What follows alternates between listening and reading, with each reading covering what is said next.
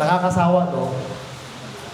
Sa bawat taon, 2 beses ka magtuturo sa iba't ibang review center ng ganito. Ulit-ulit, no?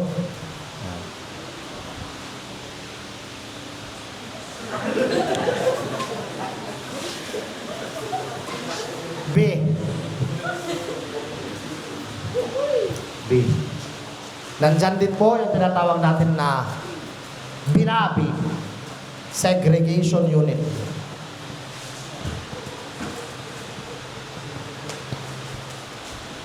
Or tinatawag po yan na disciplinary cell.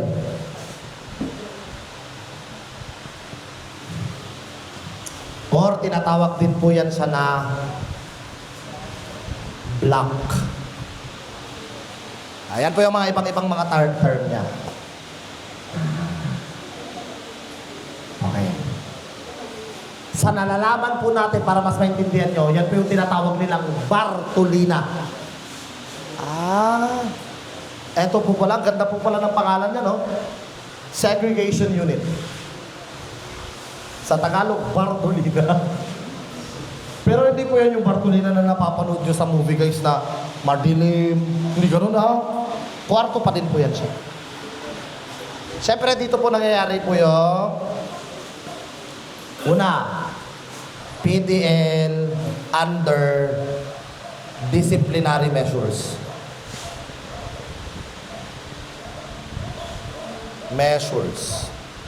So, ibig sabihin, ito po sila yung mga PDL na violated any prison rules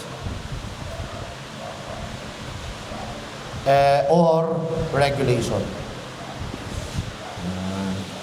Dito mo siya ilalagay.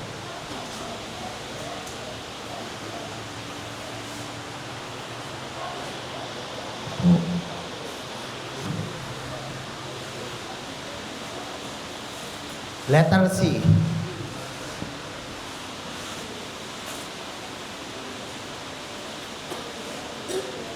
Letter C. Nandyan din po yung area for super maximum prisoners. Security. Prisoners.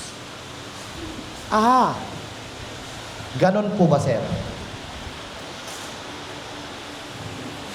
Gusto kong iklaro yan. Wala po tayong super maximum security facility. Pero mayroon po tayong super maximum security prisoners.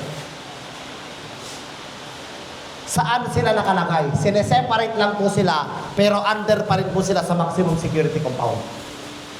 Hindi po katulad dun sa amin sa Amerika, meron talaga. Opo, ang pinakasikat po dyan, pero nag-close na, Alcatraz Prison.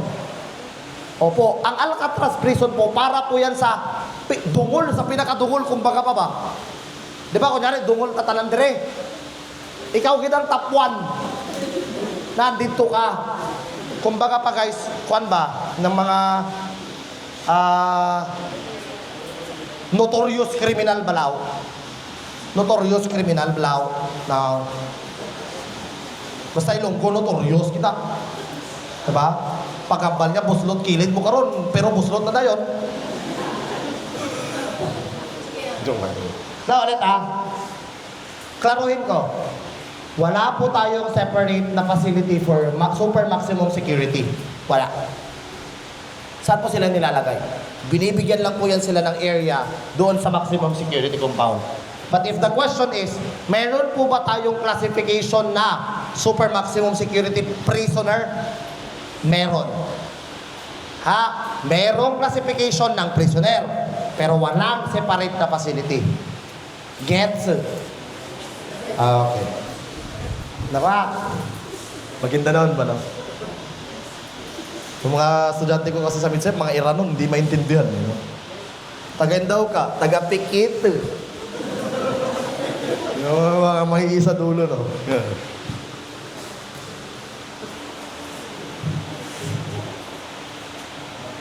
Yan yung mga tunay na Hapon, eh, no? Mga Muslim. May isa dulo, di ba? Okay tayo? Hi. And lastly, D. Ang apat pala. Last. Nandyan po yung office. Oh. The director. Bucor. Sa main building po, nandyan po office of the director ng Bucor.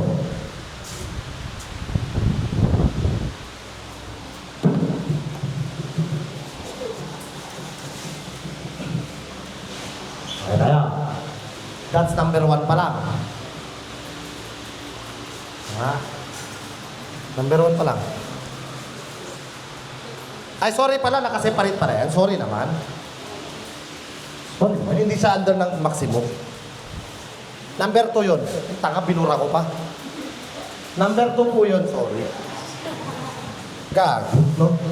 Yan po yung office of the director ng Bucor.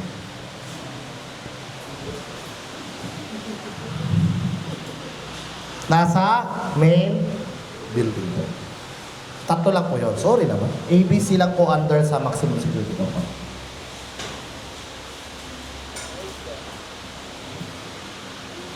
Iba pa rin kasi talaga pag sinusulat, no? Sa bagay, kahit ako dun. Iba talaga pag sinulat ko din. Parang mas maalala mo siya pag nasulat mo kasi talaga siya, eh, di ba? Okay tayo? Okay tayo? Okay. So, tapos na natin to. Dalawa. Meron po siya maximum security compound at meron po siyang office of the director Bucor. Sa maximum security compound, may tatlo. Nandyan yung RDC na meron po sa kanyang quarantine. Nandyan po yung segregation unit or cell at nandyan po yung area, separate area for super maximum security.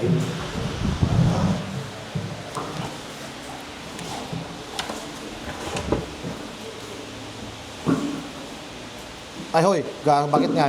Ano nangyari sa'yo?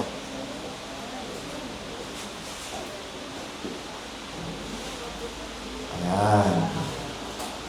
Ayan na po yan.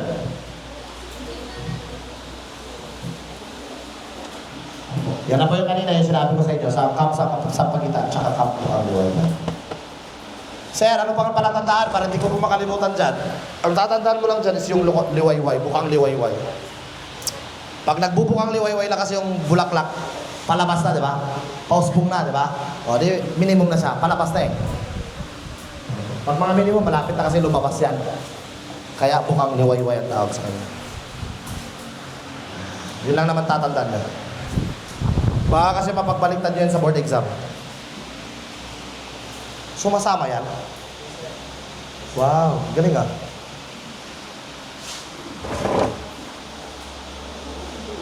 Eh, bakit ayaw niya doon? Yeah. Sumasama po niya ka. Gusto mo dito lang ako? Sir, kanina pa po natin pinag-uusapan yung ganun, sir. Yung maximum. Ito na po yun. Para makita niya. O, dito ka ha. Yan.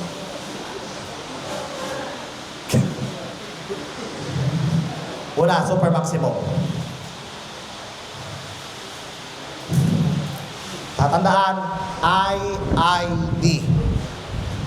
IID. Pag super maximum. Meron tayong incorrigible, intractable, and highly dangerous prisoner. Sir, sila po ba ay maximum din? Yes, maximum din po sila. Pero special group of prisoner sila. Special group of maximum security prisoner po sila.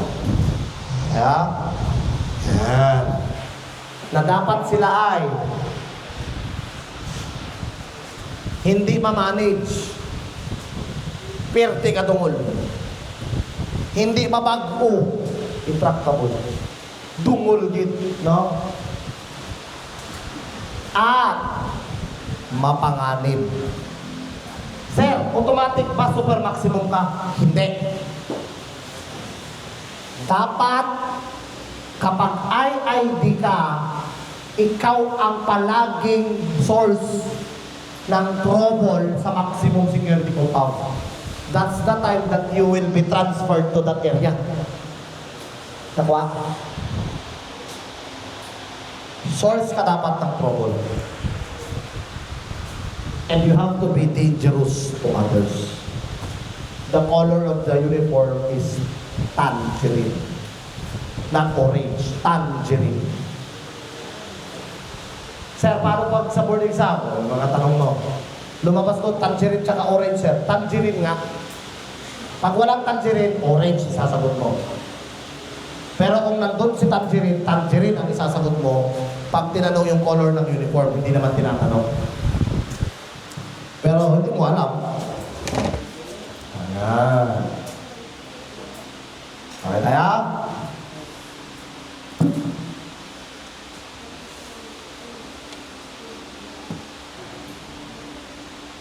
Next.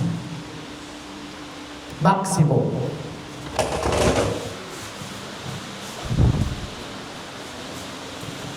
Maximum tayo.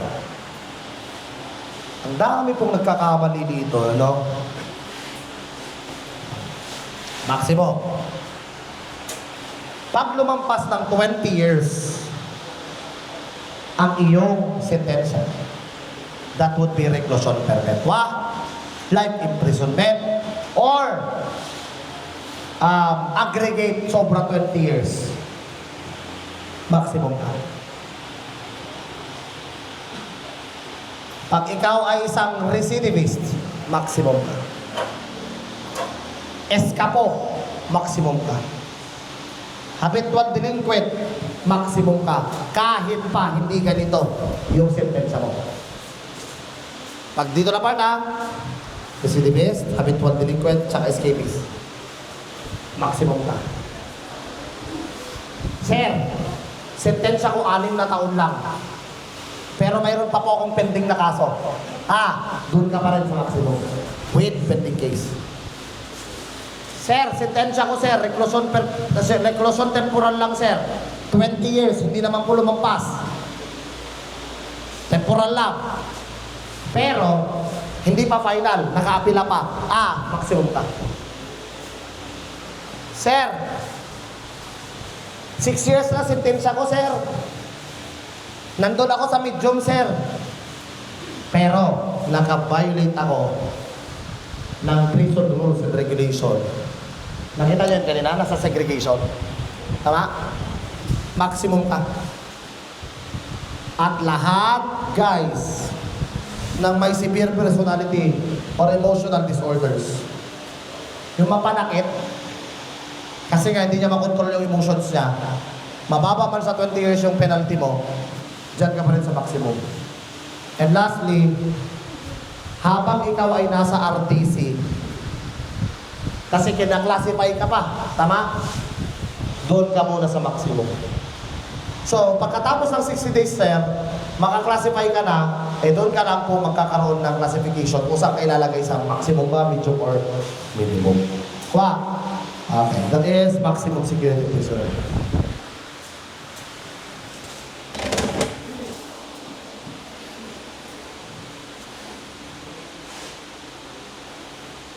Okay na. Next. Medium. Pag medium po yan, basic. Pag bumaba ng 20 years or up to 20 years lang po ang iyong sentensya, matik ikaw ay medium lang.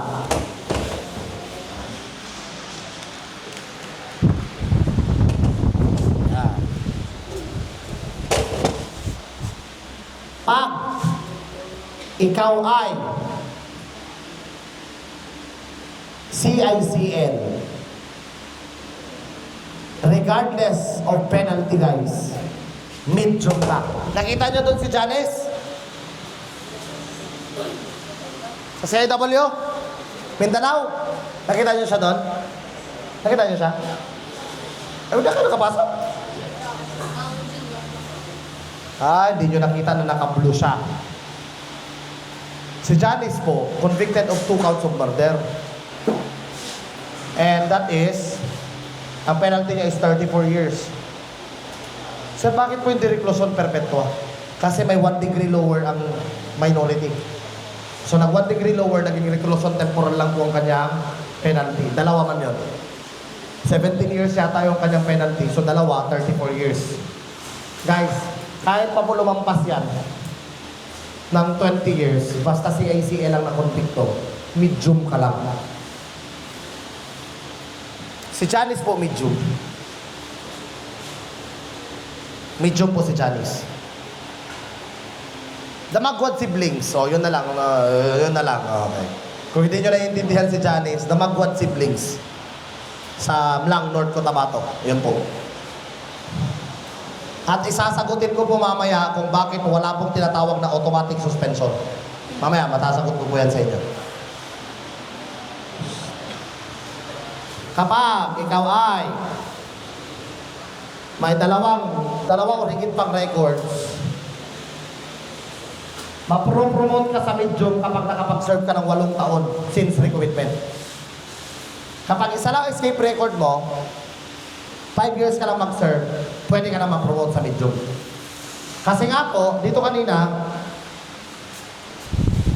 pag eskapo ka, maximum ka. So, gano'n lang ang ibig sabihin po nun. Nag-escape ka. Punta ka na, maximum, tama? Pag nakapag-serve ka doon ng 5 taon, kasi first time mong nagtakas, promote ka dito. Tumakas ka na naman. Ngayon, 8 taon na ang kailangan mo doon sa maximum bago ka ma-promote sa medium. Tama? So, medium ka na. After 8 years, tumakas ka na naman. Tama? 8 taon ka na naman ulit doon sa maximum bago ka ma-promote sa medium. Nakuha niyo. Hindi po yan. So, saglit. Bago na po yan.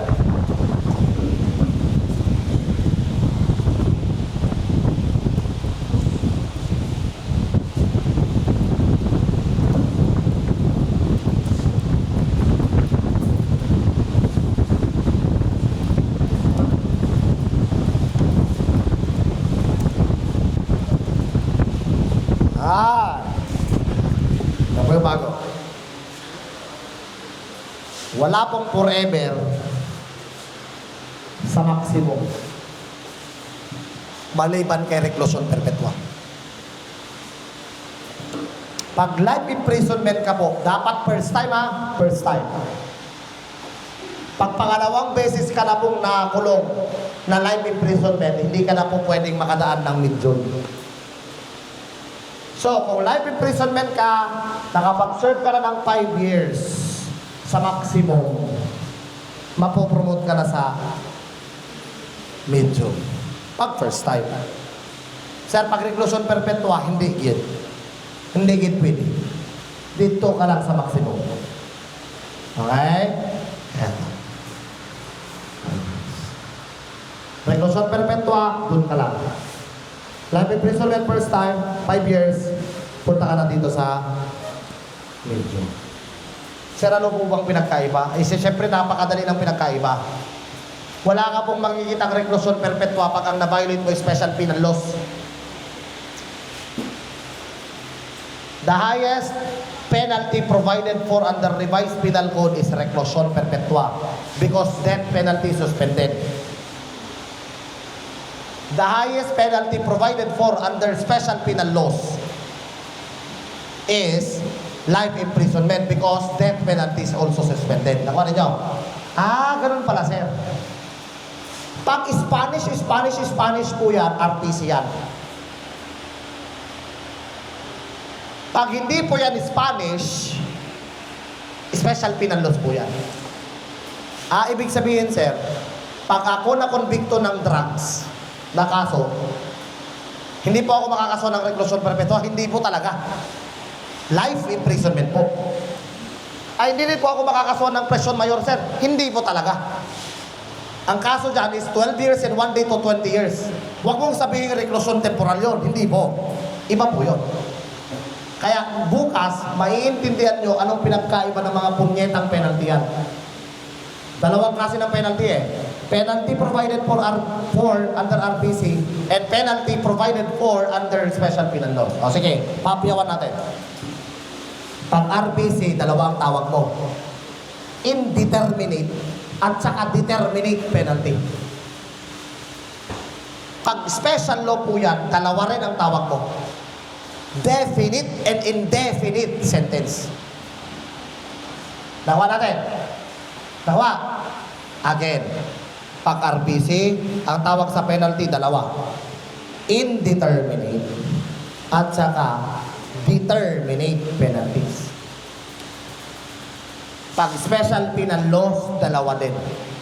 Definite at saka indefinite penalties. Bukas, pag-aaralan natin yan under parole. Para pagdating ni Atty. Amsan, alam nyo na. Kasi, matatanong kasi yan, both sa CLJ at dito.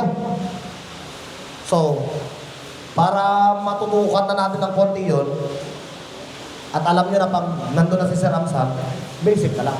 Diba? Pagkakita nyo, basic. Diba? Diba? So, sir, kawawa naman si reclusion perpetua. Opo. Pag reclusion perpetua ka at life imprisonment for the second time, ang tawag sa'yo, acceleration program.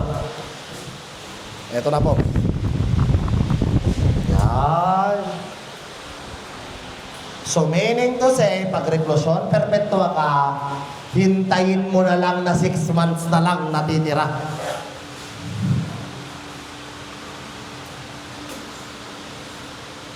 Ganon ka katagal sa maximum security compound.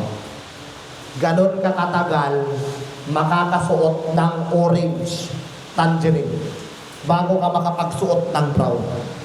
Hindi ka na makakasuot ng blue. Okay?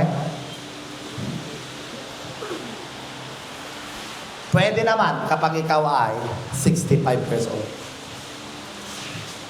Ano mo? Ita-transfer ka na din agad doon sa minimum. Basta, hindi po pending, hindi po on appeal. So kapag 65 years old ka na, kahit reclusion perpetua pa po yan, minimum ka. Kasi yung sinabi nila. Tigulang naman po. Looy man.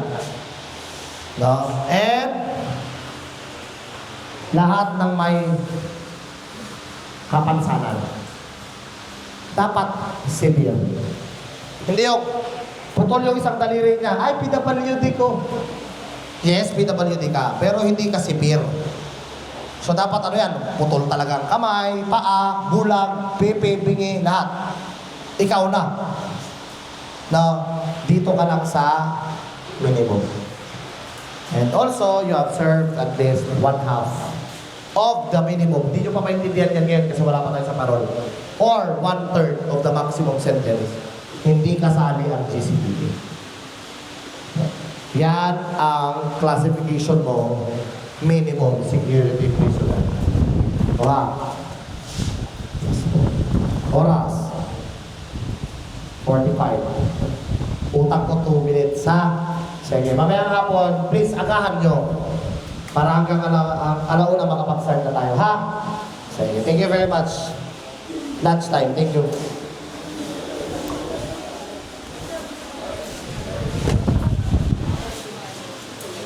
So, ay, stop na. Paano ko stop to? Wala siya eh. Pwede pala yan. Haharap pala dito.